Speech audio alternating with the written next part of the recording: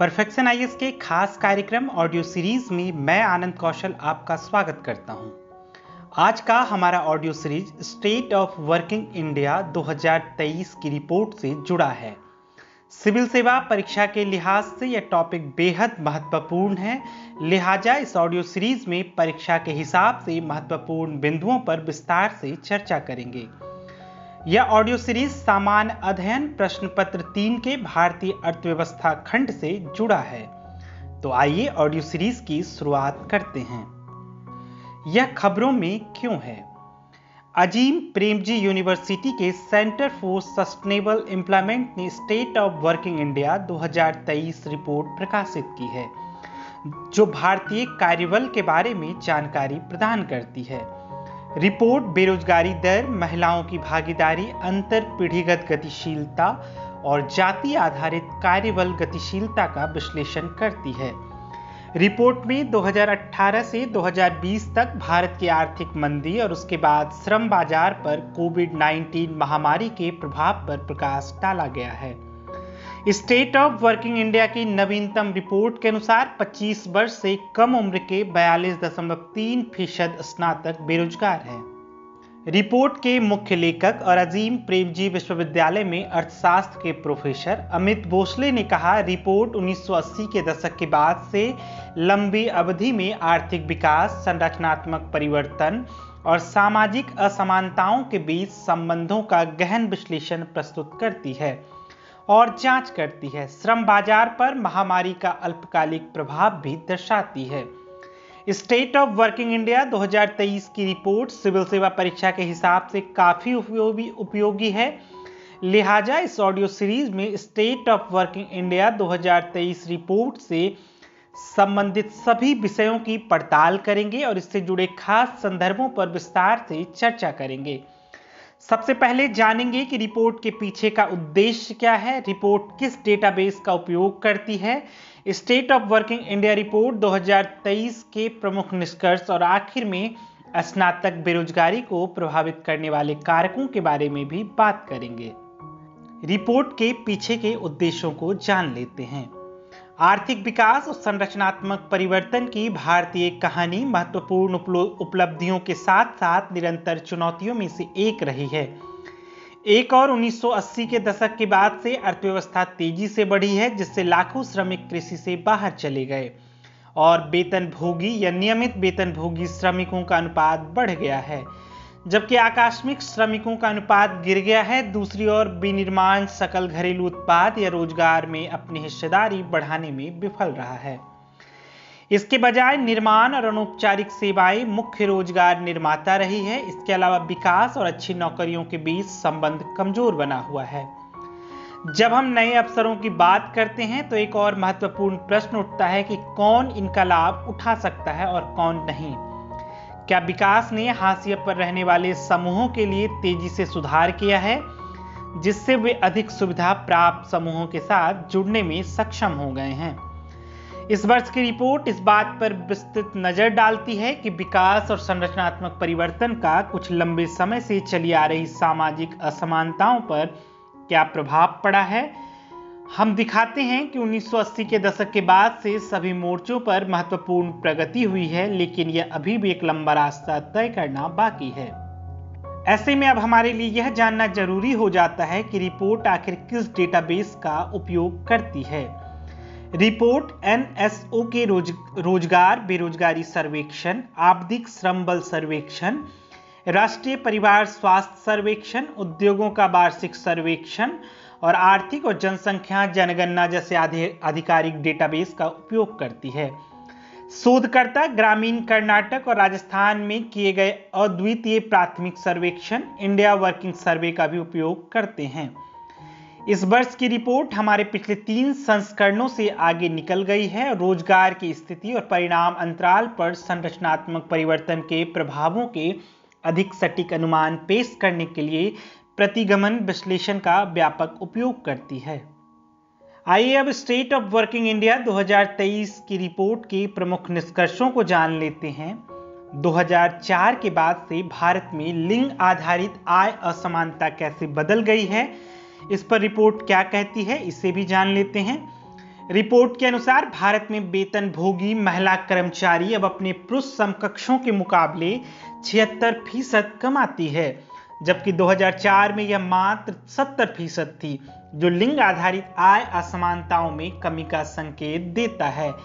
नौकरी में महिलाएं 1983 और 2021 के बीच तंबाकू, शिक्षा, स्वास्थ्य और सामाजिक कार्य और कपड़ा जैसे उद्योगों में महिलाओं के प्रतिनिधित्व में वृद्धि हुई है, जबकि अपशिष्ट प्रबंधन और सीवरेज में यह कम हो गया है। फिर भी इन सभी क्षेत्रों में पुरुषों की तुलना में महिलाओं का प्रतिनिधित्व अधिक है। महिलाओं के रोजगार के लिए लिंग मानदंड महत्वपूर्ण बने हुए हैं। जैसे जैसे पति की आय बढ़ती है, महिलाओं के काम करने की संभावना कम हो जाती है। शहरी क्षेत्रों में जब पति की आय 40,000 रुपए प्रति माह से अधिक हो जाती है, तो पत्नी के फिर से काम करने की संभावना बढ़ जाती है। लिंग मानदंडों का एक महत्वपूर्ण अंतर पीढ़ीगत प्रभाव भी है। उन घरों की तुलना में जहां कोई सास मौजूद नहीं है, उन घरों में रहने वाली विवाहित महिलाएं जहां सास मौजूद है लेकिन कार्यरत नहीं है, उनके नियोजित होने की संभावना 20% से 30% कम है। हालांकि यदि सास स्वयं कार्यरत है तो बहुओं के नियोजित होने की ग्रामीण परिवेश में 50% और शहरी परिवेश में 70% अधिक होती है। कोविड-19 महामारी के बाद 60% महिलाएं स्वरोजगार में थी, जबकि पहले यह आंकड़ा 50% था। हालांकि कार्यबल की भागीदारी में इस वर्ष इस वृद्धि के साथ साथ स्वरोजगार आय में गिरावट आई, जो महामारी के संकटपूर्ण प्रभाव को दर्शाता है। रिपोर्ट में यह भी कहा गया कि आपूर्ति पक्ष और मांग पक्ष दोनों चुनौतियों के कारण भारत में अधिकांश महिलाएं अभी भी कार्यबल से बाहर है। इससे पता चलता है कि सुधारों के बावजूद भारत में महिलाओं के लिए आर्थिक विकास और गुणवत्तापूर्ण रोजगार सृजन के बीच संबंध कमजोर बना हुआ है। रिपोर्ट में अर्थव्यवस्था के संरचनात्मक परिवर्तन के बारे में भी कहा गया है। 2004 और 2017 के बीच सालाना लगभग 3 मिलियन नियमित वेतन वाली नौकरियां सृजित हुई। 2017 और 2019 के बीच यह बढ़कर 5 मिलियन प्रति वर्ष हो गया। 2019 के बाद से विकास में मंदी और महामारी के कारण नियमित वेतन रोजगार सृजन की गति कम हो गई। अंतर पीढ़ीगत ऊर्ध्वगामी गतिशीलता में वृद्धि हुई, जो सामाजिक आर्थिक प्रगति का संकेतक है। सामान्य जातियों की तुलना में अनुसूचित जाति एवं अनुसूचित जनजाति का रुझान कमजोर है। 2004 में आकस्मिक वेतन श्रमिकों के 80% से अधिक बेटे स्वयं आकस्मिक रोजगार में थे।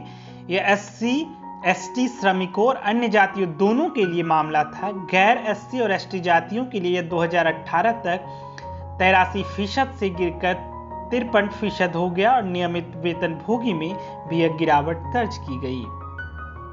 ऐसे में अब हमारे लिए यह भी जानना जरूरी हो जाता है कि आखिर रिपोर्ट के अनुसार जाति आधारित अलगाव कैसे कम हुआ है। पिछले वर्षों में जाति के अनुसार कार्यबल भागीदारी में बदलाव आया है। आकस्मिक वेतन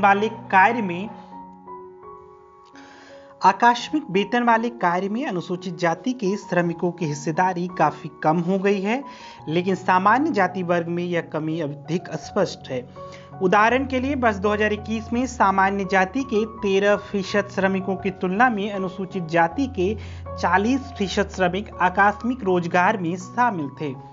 इसके अलावा सामान्य जाति के 32% श्रमिकों के विपरीत लगभग अनुसूचित जाति के 22% श्रमिक नियमित वेतनभोगी कर्मचारी थे।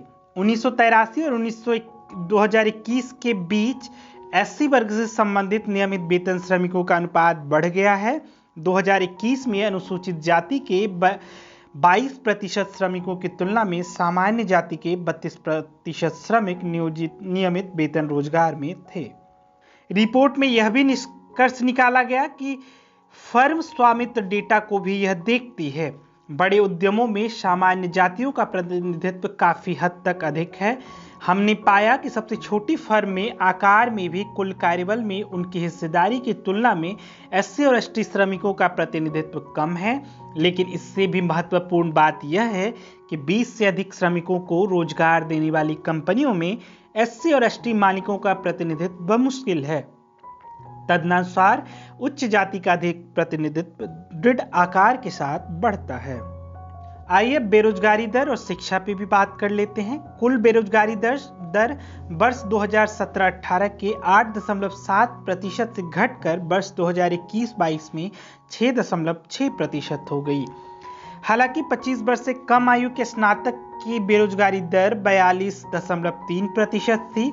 इसके विपरीत उच्च माध्यमिक शिक्षा पूरी करने वाले व्यक्तियों के मामले में बेरोजगारी दर 21.4% थी।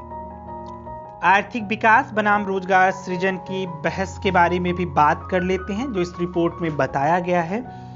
आर्थिक विकास अनुपातिक रूप से रोजगार सृजन में परिवर्तित नहीं हुआ।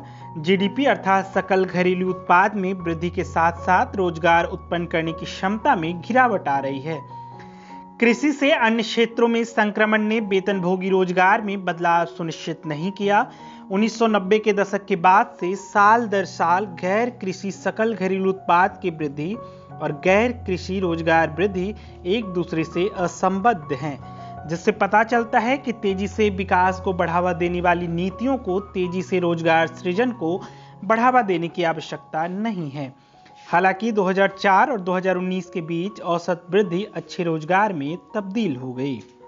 आइए अब अंत में स्नातक बेरोजगारी को प्रभावित करने वाले कारकों के बारे में जान लेते हैं। इंडियन एक्सप्रेस से बात करते हुए रिपोर्ट की सहलेखिका और इंडिया वर्किंग सर्वे के प्रमुख जांचकर्ता में से एक रोजा अब्राहम ने बताया, यहाँ दो चीजें संभावित रूप से हो रही है। एक तो यह कि स्नातक के रूप में आपकी आकांक्षाएं और आप जिस तरह का काम करना चाहते हैं इसकी महत्वाकांक्षा और न्यूनतम वेतन की मांग बहुत अधिक है। इसलिए यदि अर्थव्यवस्था ऐसी नौकरियां पैदा नहीं कर रही हैं तो वे बेरोजगार होना चुन सकते हैं।